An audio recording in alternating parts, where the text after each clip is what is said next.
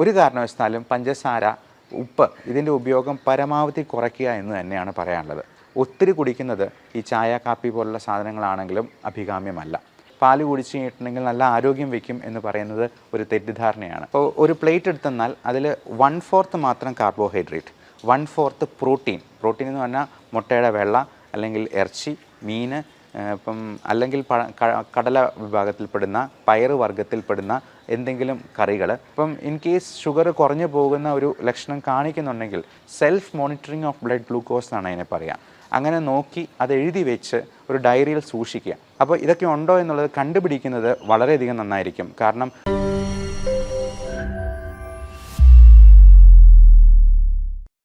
പ്രമേഹ രോഗിയുടെ ഒരു ദിവസത്തെ ഭക്ഷണക്രമം എങ്ങനെയായിരിക്കണം എന്ന് നിങ്ങൾക്ക് പലർക്കും പല ലഘുലേഖകളായിട്ട് കിട്ടിയിട്ടുണ്ടാവാം. ഞാൻ ഇന്ന് സംസാരിക്കുന്നത് പ്രമേഹ രോഗിയുടെ ഒരു ദിവസത്തെ ജീവിതക്രമം എങ്ങനെയായിരിക്കണം എന്നുള്ളതിനെ പറ്റിയാണ്. ഭക്ഷണം മാത്രമല്ല, ജീവിത രീതിയും വളരെ വളരെ പ്രധാനമാണ്. ഒരാൾക്ക് പ്രമേഹം ഉണ്ട് എന്ന് കണ്ടെത്തിയെന്നാൽ അത് ഒരു 200-ലും കൂടുതൽ ഷുഗർ ലെവൽ നിൽക്കുന്നുണ്ട്, HbA1c ഒരു 7-ന് മുകളിലുണ്ട് എന്നുണ്ടെങ്കിൽ നമ്മൾ അപ്പോൾ മുതൽ പാലിക്കേണ്ടതായിട്ടുള്ള ചില രീതികളുണ്ട്, ജീവിതക്രമങ്ങളുണ്ട്. അപ്പോൾ അതുവഴി നമ്മുടെ ആരോഗ്യം മോശമാകാതെ സംരക്ഷിക്കാനും നമുക്ക് കോംപ്ലിക്കേഷൻസിലേക്ക് എത്തിപ്പെടാതിരിക്കാനും പ്രത്യേകമായിട്ട് ശ്രദ്ധിക്കാം. ഏറ്റവും പ്രധാനം, നമ്മുടെ ജീവിതത്തിലെ ഈ പരക്കം പാച്ചിലുണ്ടല്ലോ, അതല്പം ഒന്ന് കുറയ്ക്കണം. പലപ്പോഴും നമ്മൾ പണം ഉണ്ടാക്കാൻ വേണ്ടി ഭയങ്കരമായിട്ടങ്ങ് സ്ട്രെയിൻ എടുത്ത് ഭയങ്കര സ്ട്രെസ്ഫുൾ ഒരു ലൈഫ് ലീഡ് ചെയ്യുന്നവരായിരിക്കാം. അപ്പോൾ ഇങ്ങനെയുള്ള അസുഖങ്ങളൊക്കെ അതിൻ്റെ തുടക്കത്തിൽ തന്നെ കാണുമ്പോൾ നമ്മൾ ലൈഫിനെ കുറച്ചുകൂടി ഒന്ന് സിമ്പിളാക്കാൻ ശ്രമിക്കുക. നമ്മൾ ഒരുപാടൊന്നും ഓടണ്ട, ഒരുപാടൊന്നും സമ്പാദിച്ച് വയ്ക്കുകയും വേണ്ട, കടമൊന്നും ഇല്ലാത്ത രീതിയിൽ നമുക്ക് സുഭിക്ഷമായിട്ട് അങ്ങ് ജീവിച്ച് പോകാമെന്നുണ്ടെങ്കിൽ നമ്മൾ ഒത്തിരി സ്ട്രെയിൻ എടുക്കാൻ പോകാതിരിക്കുക എന്നുള്ളതാണ് ഏറ്റവും നല്ലത്. ചില ആൾക്കാരുണ്ട്, എന്നാൽ നേരെ തിരിച്ച് ഒരു പണിയും ചെയ്യില്ല, മഹാമടിയന്മാരായിട്ട് കഴിയുന്നവർ. അങ്ങനെയുള്ളവർ ആ രീതിയും മാറ്റിപ്പിടിക്കണം. കാരണം ഈ രണ്ട് എക്സ്ട്രീംസും പ്രശ്നങ്ങളാണ്. നമുക്ക് എൻജോയ് ചെയ്ത് ചെയ്യാവുന്ന ജോലികൾ എന്തും നമുക്ക് ചെയ്യാൻ പറ്റണം. കൃഷിപരമായിട്ടുള്ള കാര്യങ്ങളിൽ നമുക്ക് നമ്മുടെ മനസ്സിൻ്റെ സ്ട്രെസ്സ് ഉയർത്താത്ത രീതിയിലുള്ള വലിയ കട്ടിപ്പണിയോ ഭാരിച്ച ജോലികളോ ഉത്തരവാദിത്തങ്ങളോ ഒന്നും ഏറ്റെടുക്കേണ്ട വരുന്നില്ല. നമുക്ക് ആസ്വദിച്ച് ചെയ്യാവുന്ന എന്ത് പണിയാണെങ്കിലും നമുക്ക് ചെയ്യാം. അതെപ്പോൾ നമ്മുടെ സ്ട്രെസ് ലെവൽ ഉയർത്തുന്ന ഒരു ഘട്ടത്തിലേക്ക് വരുന്നു എന്ന് തോന്നുന്നു, നമുക്ക് അവിടെ വെച്ചത് നിർത്താം. അതിന് താഴെയായിട്ടുള്ള ജോലി മാത്രം ചെയ്താൽ മതി. അപ്പോൾ രാവിലെ ഒരു 6 മണിക്കെങ്കിലും എണീക്കുക എന്നുള്ളതാണ് ഒരു പ്രമേഹ രോഗി അല്ലെങ്കിൽ ഇതുപോലെ ജീവിതശൈലി രോഗങ്ങളുള്ള ഏതൊരാളും ചെയ്യേണ്ടത്. 6-6:30 വരെ കിടന്നുറങ്ങുന്നതിനും കുഴപ്പമില്ല. എത്രയും നേരത്തെ കിടന്നുറങ്ങുക, എന്നിട്ട് നേരത്തെ എണീക്കുക എന്നുള്ളതാണ് നല്ലത്. അപ്പോൾ പ്രഭാത കർമ്മങ്ങളും പ്രാർത്ഥനയും ഒക്കെ കഴിഞ്ഞിട്ട് നമുക്കൊരു അരമണിക്കൂർ പുറത്ത് പ്രകൃതിയിലേക്കൊന്ന് ഇറങ്ങി അവിടുത്തെ കാഴ്ചകളൊക്കെ ഒന്ന് കണ്ട് ഒരു അരമണിക്കൂർ ചെറിയൊരു നടത്തം ആകുന്നത് വളരെ നന്നായിരിക്കും. നമുക്ക് പോസിറ്റീവ് എനർജി കിട്ടാനും. നമുക്കറിയാം, ഈ രാവിലെ സമയങ്ങളിലാണ് കിളികളൊക്കെ അവരുടെ ജോലിക്കായിട്ട് പോകുന്നത്. അപ്പോൾ പ്രകൃതിയുമായിട്ട് ഇണങ്ങി നിൽക്കുമ്പോൾ നമുക്ക് ഒരുപാട് പോസിറ്റീവ് എനർജി കിട്ടുന്നുണ്ട്. ആ ഒരു എനർജി നമ്മുടെ ദിവസം മുഴുവൻ നമ്മുടെ കൂടെ നിലനിൽക്കുകയും ചെയ്യും. അപ്പോൾ രാവിലെ എണീക്കുമ്പോൾ തന്നെ വേണമെങ്കിൽ ഒരു കട്ടൻ കാപ്പി കുടിക്കാം. അപ്പോൾ ഈ കട്ടൻ കാപ്പി എന്ന് പറയുമ്പോൾ അതിൽ മധുരം ഇല്ലാത്തത് കുടിക്കുന്നതാണ് ഏറ്റവും നല്ലത്. ചിലർക്ക് മധുരമില്ലാതെ കാപ്പി കുടിക്കാനായിട്ട് കഴിയില്ല. അപ്പോൾ അങ്ങനെ നിർബന്ധമുള്ളവർക്ക് മാത്രം നമുക്ക് വേണമെങ്കിൽ ഷുഗർ ഫ്രീ ഉപയോഗിക്കാവുന്നതാണ്. ഷുഗർ ഫ്രീ ഗോൾഡ് പോലുള്ള സാധനങ്ങൾക്കൊക്കെ പഞ്ചസാരയോട് വളരെ അടുത്ത് നിൽക്കുന്ന മധുരം തന്നെ തരാനായിട്ട് പറ്റും. ഒരു കാരണവശാലും പഞ്ചസാര, ഉപ്പ് ഇതിൻ്റെ ഉപയോഗം പരമാവധി കുറയ്ക്കുക എന്ന് തന്നെയാണ് പറയാനുള്ളത്. ഗ്രീൻ ടീ നല്ലതാണ്. ഗ്രീൻ ടീ ആണെങ്കിലും ദിവസം 1-2 തവണ കുടിച്ചാൽ മതിയാവും. ഒത്തിരി കുടിക്കുന്നത് ഈ ചായ, കാപ്പി പോലുള്ള സാധനങ്ങളാണെങ്കിലും അഭികാമ്യമല്ല. ഈ പാല് ഒഴിച്ചുള്ള ചായ, കാപ്പി നമുക്ക് ഒരു നല്ല ഭക്ഷണമല്ല.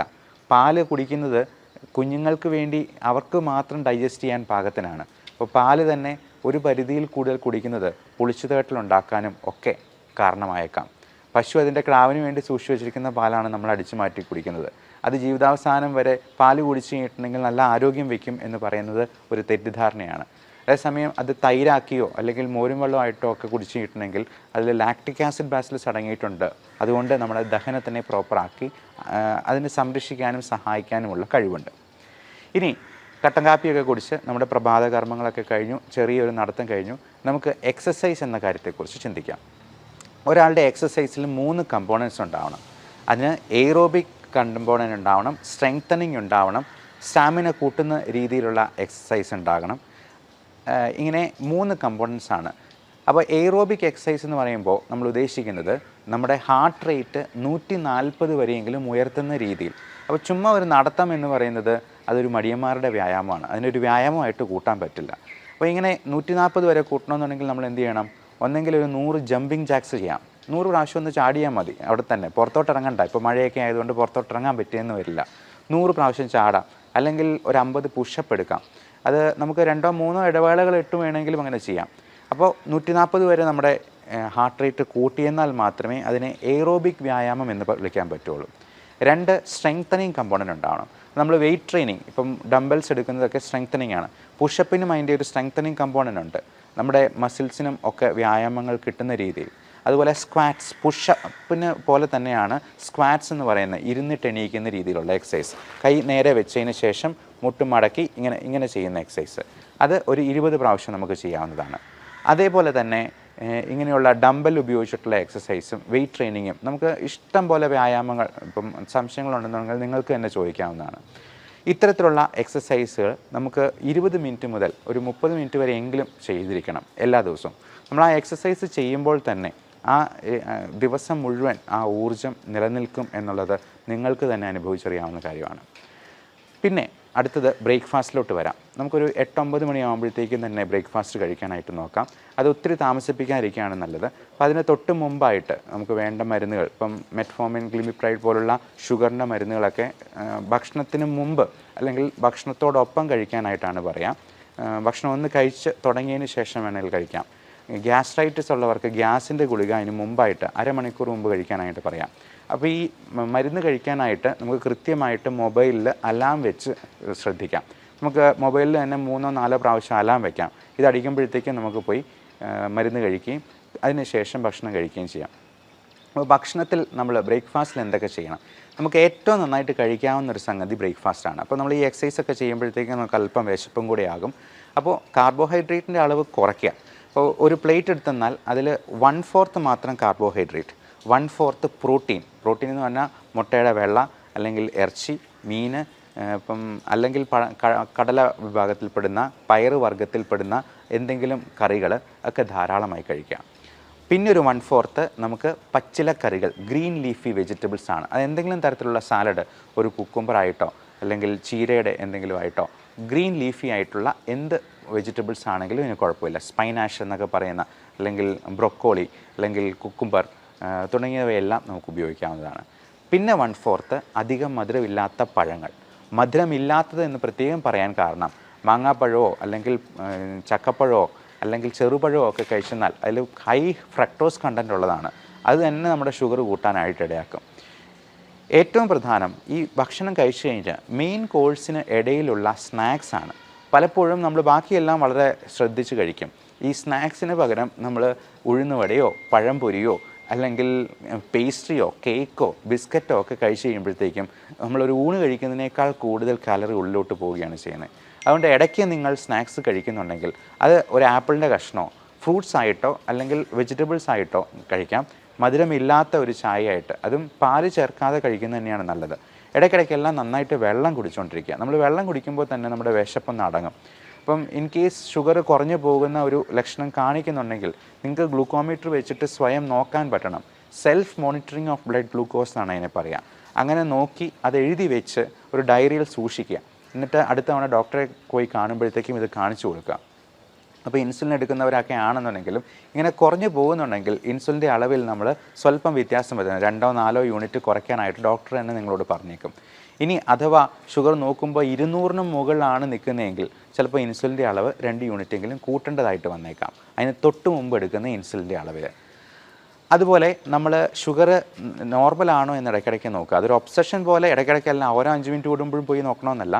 ദിവസം ഒരു 3 പ്രാവശ്യം വരെയൊക്കെ നമുക്ക് നോക്കുന്നതിൽ യാതൊരു തെറ്റുമില്ല. അത് കൂടുതലായിട്ട് നിൽക്കുന്നുണ്ടെന്നുണ്ടെങ്കിൽ നിങ്ങൾ ഡോക്ടറോട് ചോദിച്ച് മരുന്നുകളിൽ വേണ്ട അഡ്ജസ്റ്റ്മെൻറ്റുകൾ നടത്തുക. ഇപ്പം ചിലപ്പോൾ ചില മരുന്നുകൾ കൊണ്ട് കൺട്രോൾ ആയില്ലെങ്കിൽ വളരെ പുതിയ രീതിയിലുള്ള മരുന്നുകൾ ഇപ്പോൾ അവൈലബിൾ ആണ്. SGLT2 ഇൻഹിബിറ്റേഴ്സ്, DPP4 ഇൻഹിബിറ്റേഴ്സ് എന്നൊക്കെ പേരുള്ള, ഇപ്പം ഗ്ലിപ്റ്റിൻ എന്ന വാലുള്ള, ഗ്ലിഫോസിൻ എന്ന വാലുള്ള മരുന്നുകൾ ഇപ്പോൾ അവൈലബിൾ ആണ്. അതെല്ലാം നമുക്ക് അവരുടെ ഡോക്ടറുടെ നിർദ്ദേശപ്രകാരം നമുക്കൊന്ന് മാറ്റി അത് ഹൃദയത്തിൻ്റെ ആരോഗ്യത്തെ സംരക്ഷിക്കുന്ന കിഡ്നിക്കും ലിവറിനും ഒന്നും യാതൊരുവിധ ടോക്സിസിറ്റിയും ഉണ്ടാക്കാത്ത രീതിയിലുള്ള മരുന്നുകൾ ഇന്ന് അവൈലബിൾ ആണ്. ഇനി ജോലിക്ക് പോകുന്ന ആൾക്കാർ ഇപ്പം ജോലിക്ക് പോകുമ്പോഴത്തേക്കും നമ്മൾ ഈ ട്രാഫിക്കും അങ്ങനെയുള്ള കാര്യങ്ങളൊക്കെ ഉള്ളതുകൊണ്ട് ഇതെല്ലാം നമ്മുടെ സ്ട്രെസ് ലെവലെ ഉയർത്താൻ സാധ്യതയുണ്ട്. അപ്പം നമ്മുടേതൊരു സിമ്പിൾ ലൈഫ് ആകാനായിട്ട് സിംപ്ലിസിറ്റിയാണ് നമുക്ക് ഏറ്റവും വലിയ സിംപ്ലിസിറ്റിയാണ് ഏറ്റവും നല്ല സോഫിസ്റ്റിക്കേഷൻ എന്ന് പറയാറുണ്ട്. അതായത് സോഫിസ്റ്റിക്കേഷന് വേണ്ടി നമുക്ക് ഏറ്റവും സിമ്പിളാകാൻ പറ്റുമോ അത്രയും സിമ്പിളാവുക എന്നുള്ളതാണ്. അപ്പോൾ ഇപ്പോൾ ജോലിക്ക് പോകുന്നതാണെന്നുണ്ടെങ്കിലും നമ്മൾ ഓട്ടിപ്പിടിച്ച് ബസ്സിലൊക്കെ കയറി പിടിച്ച് പോകുന്നതിനേക്കാളും നമുക്ക് സ്വതന്ത്രമായിട്ട് ഇച്ചിരി ഒരു 5 മിനിറ്റ് നേരത്തെ ഇറങ്ങിയിട്ടാണെങ്കിലും നമ്മൾ തിടുക്കം കൂട്ടാതെ വളരെ സാവധാനം വണ്ടി ഓടിച്ചാട്ടുന്നതാണെങ്കിലും ജോലി സ്ഥലത്തെത്തുക. ജോലിയിലാണെങ്കിലും അധികം സ്ട്രെസ് ഉണ്ടാക്കാത്ത രീതിയിൽ അതിനെ പരിമിതപ്പെടുത്താനായിട്ട് നമുക്ക് കഴിയണം. മാത്രമല്ല ഈ ജോലിക്കിടയിൽ നമുക്ക് ടെൻഷൻ ഉണ്ടാക്കുന്ന സംഗതികൾ ഉണ്ടാകുമ്പോഴത്തേക്കും അതിനെ ഒന്ന് ലഘൂകരിക്കാൻ പറ്റിയ രീതികളും നമുക്ക് വേണമെങ്കിൽ ജോലിയിൽ തന്നെ ക്രമീകരിക്കാവുന്നതാണ്. പലപ്പോഴും വലിയ കോർപ്പറേറ്റ് കമ്പനികളൊക്കെ അവരുടെ ജോലി സ്ഥലം ഏറ്റവും മനോഹരമാക്കി വെക്കുന്നതിൻ്റെ കാര്യം ഇതാണ്. കാരണം ജോലി സ്ഥലത്ത് ഏറ്റവും നന്നായിട്ട് കൂടുതൽ സമയം ചെലവഴിക്കാനായിട്ട് അവരുടെ എംപ്ലോയീസിനെ പ്രാപ്തമാക്കുന്ന രീതിയിൽ അതിനെ മോഡിഫൈ ചെയ്യുകയാണ് ചെയ്യുന്നത്. അപ്പോൾ പലപ്പോഴും ഞങ്ങളുടെ ക്ലിനിക്കിലോ ഹോസ്പിറ്റലൊക്കെ ആണെന്നുണ്ടെങ്കിലും ചെറിയൊരു പാട്ട് വയ്ക്കും, ചിലപ്പോൾ ടി വി വയ്ക്കും. അപ്പോൾ ടി വിയിലെ ഒരു പാട്ടോ മ്യൂസിക്കോ ഒക്കെ പ്ലേ ചെയ്യുമ്പോഴത്തേക്കും നമ്മൾ പോലും അറിയാതെ കൂടുതൽ ഊർജ്ജത്തോടു കൂടി നമുക്ക് ജോലി ചെയ്യാനായിട്ട് കഴിയും. ചില സർജന്മാരൊക്കെ ആണെന്നുണ്ടെങ്കിൽ അല്ലെങ്കിൽ ഞങ്ങൾ പ്രൊസീജിയർ ചെയ്യുമ്പോൾ ബ്രോങ്കോസ്കോപ്പി എൻഡോസ്കോപ്പി ഒക്കെ ചെയ്യുമ്പോഴത്തേക്കും സൈഡിലൊരു ചെറിയ പാട്ടും വയ്ക്കും. അപ്പോൾ പാട്ട് വയ്ക്കുമ്പോഴത്തേക്കും നമ്മുടെ സ്ട്രെസ്സിനെ ഒന്ന് കുറയ്ക്കാനായിട്ട് അതിന് അത്ഭുതകരമായിട്ടുള്ള ഒരു കഴിവുണ്ട്. അതുപോലെ നമ്മൾ വർക്ക് ഇൻ സ്റ്റൈൽ എന്ന് പറയും. ചില സർജൻസൊക്കെ ആണെന്നുണ്ടെങ്കിൽ അവർ ഈ സർജറി ചെയ്യുന്നതിൻ്റെ ഇടയിൽ കത്രികയൊക്കെ ഇങ്ങനെ തിരിക്കുന്നത് ഒരു സ്റ്റൈലിൽ നമ്മുടെ രജനീകാന്ത് തിരിക്കുന്ന പോലെ ഇങ്ങനെ തിരിച്ച് കാണിക്കാറൊക്കെ ഉണ്ട്.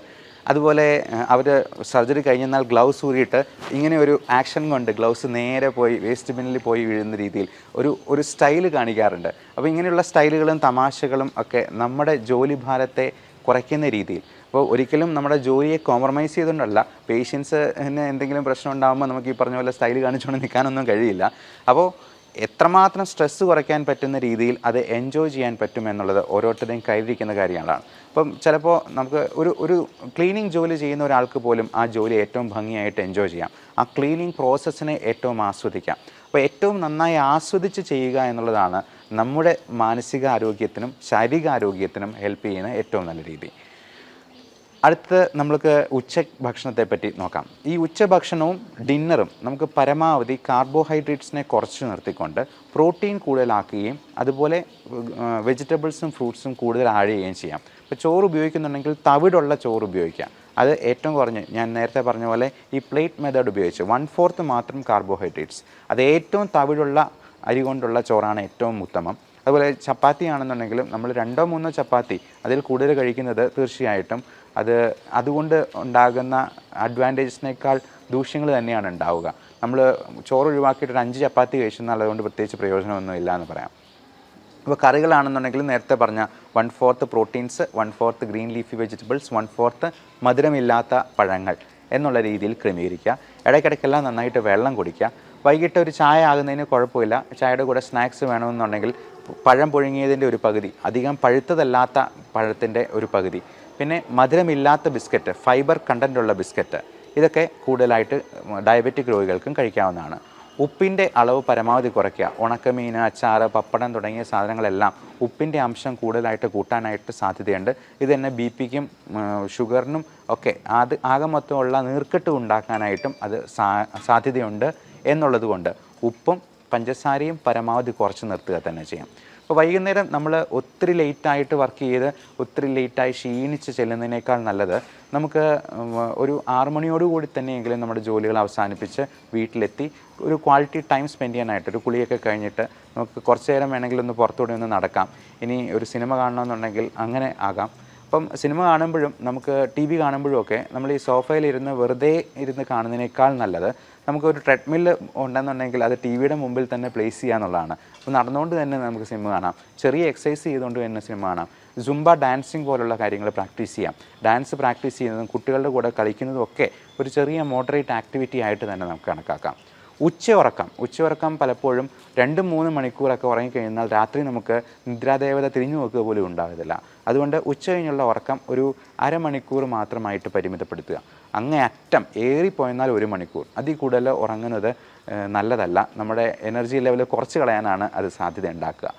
അതുകൊണ്ട് ഈ short time nap, power nap എന്നാണ് നമ്മളതിനെ പറയുക, അത് അരമണിക്കൂറായിട്ട് നിർത്തുക. ഇപ്പം ജോലിസ്ഥലത്ത് അതിന് പറ്റുന്ന സാഹചര്യങ്ങളുണ്ടെങ്കിൽ മാത്രം മതി. അതിൽ കൂടുതൽ ഉറങ്ങാതിരിക്കുക എന്നുള്ളതാണ് അഭികാമ്യം. പിന്നെ രാത്രിയിലുള്ള ഉറക്കം, രാത്രി നമ്മൾ ഈ ഗാഡ്ജറ്റ്സിൻ്റെ ഉപയോഗം ഒരു 8 മണിക്ക് മുമ്പെങ്കിലും നിർത്തുന്നതാണ് നല്ലത്, അങ്ങേയറ്റം 9 മണി വരെ. അതിനുശേഷം നമ്മൾ ഞെട്ടിപ്പിക്കുന്ന വാർത്തകളും ന്യൂസുകളും ന്യൂസ് ചാനലുകളും പത്രങ്ങൾ പോലും വായിക്കുന്നത് അത്ര നല്ലതായിരിക്കില്ല.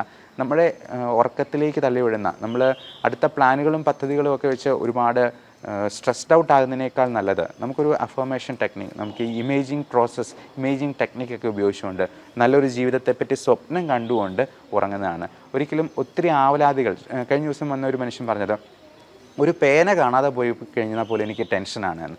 കുഞ്ഞു കുഞ്ഞു കാര്യങ്ങളെ നമുക്ക് അതിൻ്റെ പാട്ടിന് വിടുക, നമ്മളത് അങ്ങ് മനഃപൂർവ്വം മറന്നു കളയുക. നമുക്ക് ആ കാര്യം മനസ്സിൽ നിന്ന് അങ്ങ് എടുത്തു കളഞ്ഞ് പുതിയ കാര്യങ്ങളിലേക്ക് മനസ്സിനെ കോൺസെൻട്രേറ്റ് ചെയ്യാനായിട്ട് ശ്രമിക്കുക. അപ്പോൾ വൈകുന്നേരത്തെ അത്താഴമാണെങ്കിലും ഏറ്റവും യാചകനെ പോലെ കഴിക്കണമെന്നാണ് പറയുക. അപ്പം എത്രയും നേരത്തെ കിടന്നുറങ്ങുന്നോ അത്രയും നമുക്ക് ഡിന്നർ ചുരുക്കാൻ പറ്റും. ഒരു ദിവസം ഡിന്നർ ഒഴിവാക്കിയാൽ തന്നെ നമുക്ക് 200 ഗ്രാംസ് ബോഡി വെയിറ്റ് കുറയ്ക്കാം. പിറ്റേ ദിവസം നമ്മൾ ഡെസിമൽ പ്ലേസസും കൂടെയുള്ള ഒരു ബോഡി വെയിറ്റ് ബാലൻസ് നോക്കിയെന്നാൽ അറിയാം, അതിൽ 0.2 കിലോഗ്രാംസ് കുറവായിരിക്കും, 200 ഗ്രാംസ് കുറവായിരിക്കും. അപ്പോൾ അങ്ങനെ നമ്മൾ ഇപ്പോൾ ഒരു ടാർഗറ്റ് വയ്ക്കുക. നമുക്കറിയാം പൃഥ്വിരാജിനെ പോലുള്ള നടന്മാരൊക്കെ ആടുജീവിതത്തിന് വേണ്ടി എത്ര വെയിറ്റാണ് കുറച്ചിരിക്കുന്നത്, അപ്പോൾ അവർ എന്തുമാത്രം ഹാർഡ് വർക്ക് അതിന് വേണ്ടി കൊടുത്തിട്ടുണ്ടാവാം. അപ്പോൾ ഇത്രയും പ്രായമുള്ള ഒരാൾക്കും ഈ ബോഡി വെയിറ്റ് കുറയ്ക്കാൻ പറ്റുമെങ്കിൽ, പൃഥ്വിരാജിന് 40 വയസ്സ് അടുപ്പിച്ച് പ്രായമാകുന്നു, അപ്പം അദ്ദേഹത്തിന് അങ്ങനെ പറ്റുന്നുണ്ടെന്നുണ്ടെങ്കിൽ എന്തുകൊണ്ട് ബാക്കിയുള്ളവർക്കും പറ്റില്ല? അപ്പോൾ ഇങ്ങനെയുള്ള ആൾക്കാരെ നമ്മൾ ഒരു മാതൃകയായിട്ട് സ്വീകരിച്ചുകൊണ്ട് നമുക്ക് ഡിന്നർ ഒഴിവാക്കാൻ പറ്റുവാണെങ്കിൽ ഏറ്റവും നല്ലത്. അല്ലെങ്കിൽ 0 കാലറി ആയിട്ടുള്ള കുക്കുംബർ വെച്ചിട്ടുള്ള എന്തെങ്കിലും സാലഡ് വെച്ചിട്ട് അതിനെ നമുക്ക് കോമ്പൻസേറ്റ് ചെയ്യാനായിട്ട് നോക്കാം. ഇനി അത്രയും പറ്റിയില്ലെങ്കിൽ ചെറിയ രീതിയിൽ എന്തെങ്കിലും കാർബോഹൈഡ്രേറ്റ് കഴിച്ച് മുത്താറി പോലുള്ള എന്തെങ്കിലും ധാന്യങ്ങൾ കൊണ്ട് നമുക്കിതിനെ കോമ്പൻസേറ്റ് ചെയ്യാൻ പറ്റും. അപ്പോൾ പല ധാന്യങ്ങളും, പാല്, മുട്ട പോലുള്ള സാധനങ്ങൾ പോലും അലർജി ഉണ്ടാക്കാം, ഇൻടോളറൻസ് ഉണ്ടാക്കാം. ഇപ്പോൾ ഗോതമ്പിൻ്റെ അലർജിക്ക് ഗ്ലൂട്ടൻ ഇൻടോളറൻസ് എന്നും പാലിൻ്റെ അലർജിക്ക് മിൽക്ക് ഇൻടോളറൻസ് എന്നും നമ്മൾ വിളിക്കാറുണ്ട്. അപ്പോൾ ഇതൊക്കെ ഉണ്ടോ എന്നുള്ളത് കണ്ടുപിടിക്കുന്നത് വളരെയധികം നന്നായിരിക്കും. കാരണം പല ഓട്ടോ ഇമ്മ്യൂൺ ഡിസീസസിനും, ഈവൻ ജോയിൻറ്റ് പെയിൻ, ആമവാദം, സന്ധിവാദം തുടങ്ങിയ പ്രശ്നങ്ങൾക്കുമൊക്കെ ഈ പറയുന്ന ഫുഡ് ഇൻടോളറൻസ് ഒരു വലിയ കാരണമായിരിക്കും. അതിൻ്റെ ട്രിഗറിങ് ഫാക്ടർ നമ്മുടെ ഭക്ഷണത്തിൽ നിന്നായിരിക്കാം. അതുപോലെ നമ്മുടെ എൻവയൺമെൻറ്റൽ എക്സ്പോഷറിലുള്ള ഇപ്പം നായ, പട്ടി, പൂച്ച, മുയൽ തുടങ്ങിയ സാധനങ്ങളും പൊടിച്ചെള്ള്. ഇപ്പം എനിക്ക് അലർജി പാനൽ ടെസ്റ്റ് ചെയ്തപ്പോൾ എനിക്ക് 3 തരത്തിലുള്ള പൊടിച്ചെള്ളിനും 1 തരത്തിലുള്ള ഫംഗസിനും അലർജി ഉണ്ടായിരുന്നു. ഇതൊക്കെ നമ്മുടെ ചുറ്റുമുണ്ട്. അപ്പോൾ ഇത് നമ്മൾ ഈ 71 അലർജൻസിൻ്റെ ഒരു പാനൽ വെച്ചിട്ട് കയ്യിൽ വരച്ച് നോക്കി ഓരോന്നിൻ്റെയും റിയാക്ഷൻ കൃത്യമായിട്ട് അളന്ന് നോക്കി കണ്ടുപിടിക്കുന്ന ഒരു ടെസ്റ്റാണ്. അതിൽ ഒഴിവാക്കാൻ പറ്റാത്ത സംഗതികൾക്ക് ഇമ്മ്യൂണോതെറാപ്പി എന്ന് പറയുന്ന ഒരു ചികിത്സാ മാർഗം വഴി, നിങ്ങൾ കഴിഞ്ഞ ജൂലൈ 6-ാം തീയതിയിലത്തെ പത്രത്തിൽ ഫ്രണ്ട് പേജിൽ തന്നെ ഈ ഇമ്മ്യൂണോതെറാപ്പിയെ പറ്റിയൊരു വാർത്തയുണ്ട്. അത് ആ ഇമ്മ്യൂണോതെറാപ്പി വഴി ക്യാൻസർ പൂർണ്ണമായിട്ടും, സ്റ്റേജ് 4-ലായിരുന്ന ക്യാൻസർ പൂർണ്ണമായും സുഖപ്പെട്ട ഒരു ലേഡിയുടെ, ഒരു നേഴ്സായിരുന്നു അവർ. അപ്പം അവരുടെ ഒരു കഥയുണ്ട്, നിങ്ങൾക്ക് അതിൽ നിന്ന് നോക്കാവുന്നതാണ്. അപ്പോൾ ഇങ്ങനെയുള്ള പുതിയ നൂതനമായിട്ടുള്ള ചികിത്സാ മാർഗ്ഗങ്ങളുണ്ട്. ഇനി ചികിത്സയ്ക്ക് പോയില്ലെങ്കിലും നമുക്ക് എന്താണ് പറ്റാത്തത്, നമ്മുടെ ഭക്ഷണത്തിൽ എന്തൊക്കെ ഒഴിവാക്കണം എന്ന് കണ്ടുപിടിക്കാനെങ്കിലും ഇത്തരത്തിലുള്ള ടെസ്റ്റുകൾ നമ്മളെ സഹായിക്കും എന്ന് ഓർമ്മിപ്പിക്കുന്നു. Thank you.